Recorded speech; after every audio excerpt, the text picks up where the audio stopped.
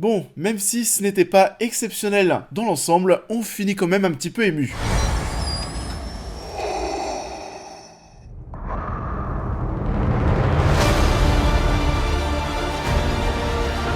Bonjour à tous, et bah écoutez, j'espère que tout le monde va bien. On se retrouve aujourd'hui pour parler de Kenobi. La série est enfin terminée, on a parlé des autres séries Star Wars, Disney+, aussi sur la chaîne. Les 2 premières saisons de The Mandalorian, Boba Fett aussi. Aujourd'hui, on se retrouve pour Kenobi, c'est parti. Kenobi est composé de 6 épisodes et est désormais disponible intégralement sur Disney+. L'action se déroule 10 ans après la fin tragique de Star Wars La Revanche des Sith. Obi-Wan y avait assisté à la déchéance de son ami l'apprenti Jedi Anakin, qui avait rejoint le côté obscur. Du coup oui, on le rappelle, on est bien sur un show, sur une série qui se déroule entre les épisodes 3 et 4 des films. On avait au tout départ, au début de l'épisode 1, un énorme récap qui faisait quand même plaisir, qui nous ramenait aux événements des films qui précèdent les événements de la série. Je le rappelle, on est sur un petit format, un format 6 épisodes, c'est même moins que Boba Fett. C'est assez décevant pour le coup. C'est vrai qu'il y a pas mal de gens qui se posaient la question, pourquoi ne pas en avoir fait un film? Ce projet Kenobi, on le réclame, les fans le réclament depuis tant d'années, surtout qu'en plus de ça, parfois il y en a qui sont très très courts, notamment l'épisode 4, qui dure, il me semble, 39 minutes, si tu retires le générique de 6-7 minutes, bah voilà, il reste à peine 30 minutes. L'épisode 4, de toute façon on va en parler certainement plus en partie spoilers, mais pour moi c'était le moins bon. Même si au début, le premier épisode, ça faisait plaisir de retrouver cette ambiance, que ça parle un petit peu politique, de retrouver des sabres laser, retrouver voilà, vraiment l'univers, l'ambiance qu'on avait dans les épisodes 1, 2, 3 des films. Ensuite, c'est vrai que plus on avançait, plus c'était décevant, moins t'avais envie en fait d'arriver à la semaine suivante pour voir la suite, parce que de semaine en semaine, t'étais de plus en plus déçu. Fort heureusement, les épisodes 5 et 6 étaient quand même plus intéressants, plus marquants, plus émotionnels. Voilà, c'est vrai que c'était très inégal. Personnellement, j'ai pas trouvé le show dans l'ensemble excellent. Je me suis même assez ennuyé par moments. Encore une fois, l'épisode 4 était un épisode pour moi de transition. Comment tu fais un épisode de transition dans un show de 6 épisodes ?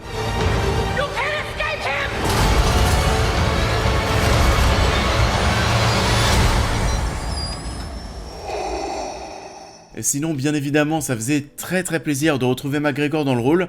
Il y avait des surprises aussi au niveau des personnages, des petits caméos surprises aussi qui interviennent à la fin de la série. On va en parler en partie spoilers. Mais la grosse déception du show, c'est quand même, on va pas se mentir, tout l'aspect mise en scène, les effets spéciaux, le côté grand spectacle, tout ça, concrètement, on l'a pas vraiment, c'est assez fade au niveau des décors, ça fait très cheap. La mise en scène par moments était tellement ridicule.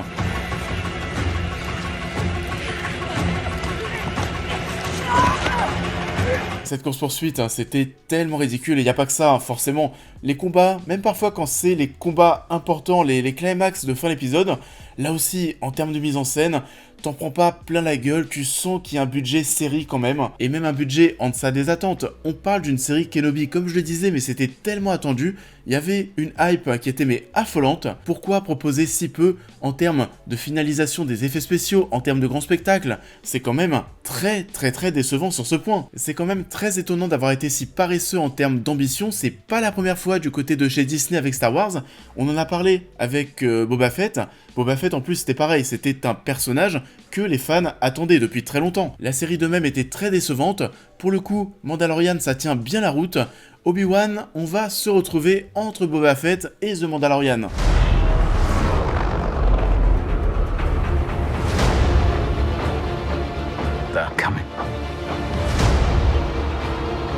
Et ça en est tout pour cette partie sans spoiler. Pour ceux qui vont nous quitter, n'oubliez pas de liker et de partager la vidéo, de vous abonner, de me suivre sur l'intégralité de mes réseaux sociaux. D'autocritique arrive. Et on va donc revenir dans cette partie spoilers sur les moments forts, sur tous les épisodes un par un, sur les personnages. C'est parti, on spoil.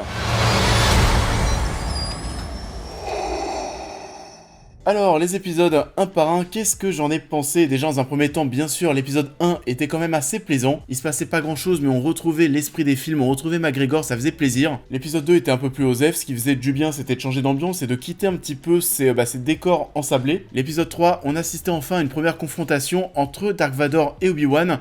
Mais alors là, vraiment, c'était mou, en termes de mise en scène, c'était vraiment pas ouf. C'était quand même assez impressionnant de commencer à voir Dark Vador en mode badass.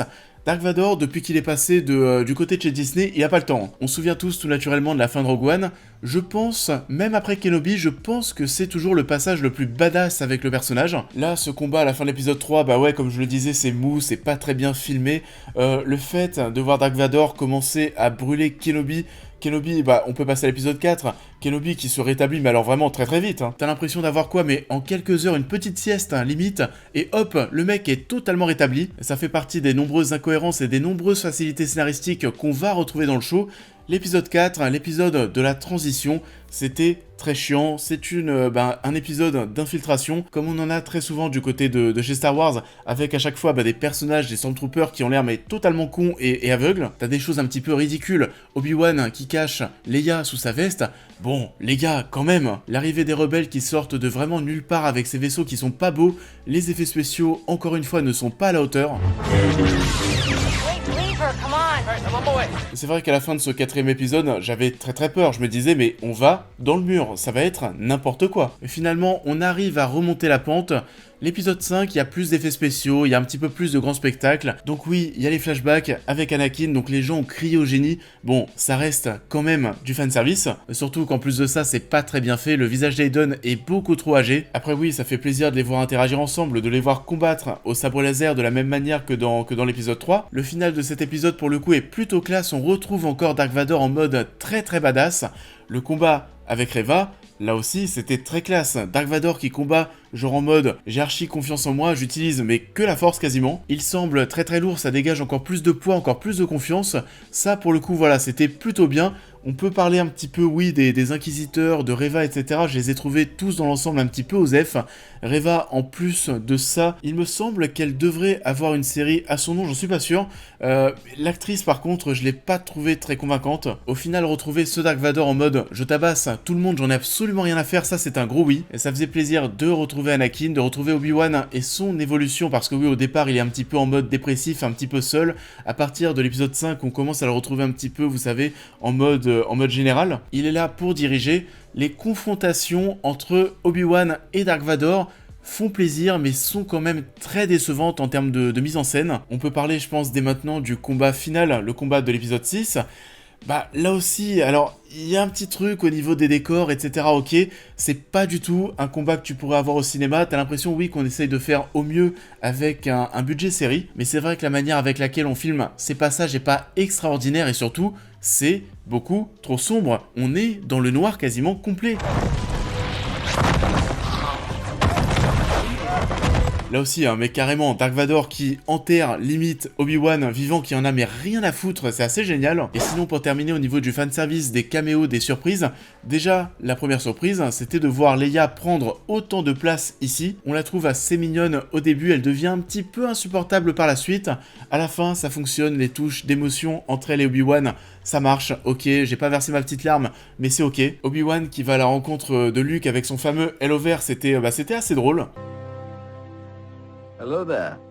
Sinon, pour finir avec le fanservice, il y a Palpatine, il y a la musique de Dark Vador qui est de retour. D'ailleurs, au niveau des musiques, sur l'ensemble du show, c'était aussi assez décevant. Et de même, quelque chose qu'on attendait énormément, le retour de Liam Neeson en Qui-Gon. On le voit, oui, pour un petit caméo, on est dans le fanservice complet.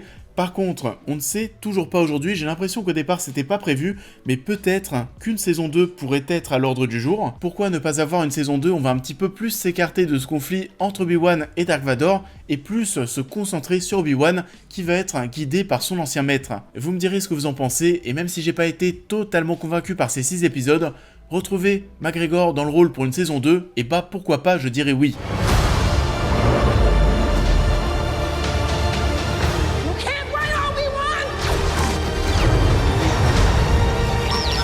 Ça en est tout pour cette critique, j'espère qu'elle vous aura plu comme d'habitude. Je vous invite à la liker, à la partager, à me dire en commentaire ce que vous avez pensé de l'œuvre en question, à me suivre sur l'intégralité de mes réseaux sociaux pour plus de news et réactions à l'actualité, mais aussi à devenir membre soutien si vous souhaitez soutenir mon travail, et on va se retrouver très vite sur la chaîne pour cette prochaine critique. This isn't your home.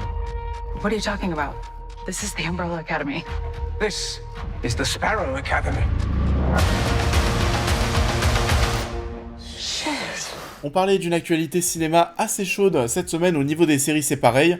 La saison 3 d'Umbrella Academy est disponible, on en parlera dès que possible. Il y a aussi, me semble-t-il, le remake coréen de La Casa de Papel. Cette semaine, c'est absolument n'importe quoi. Du coup, je vais aller voir tout ça et on en parle très prochainement sur YouTube. Je vous souhaite à tous une très belle fin de journée et je vous dis à très vite.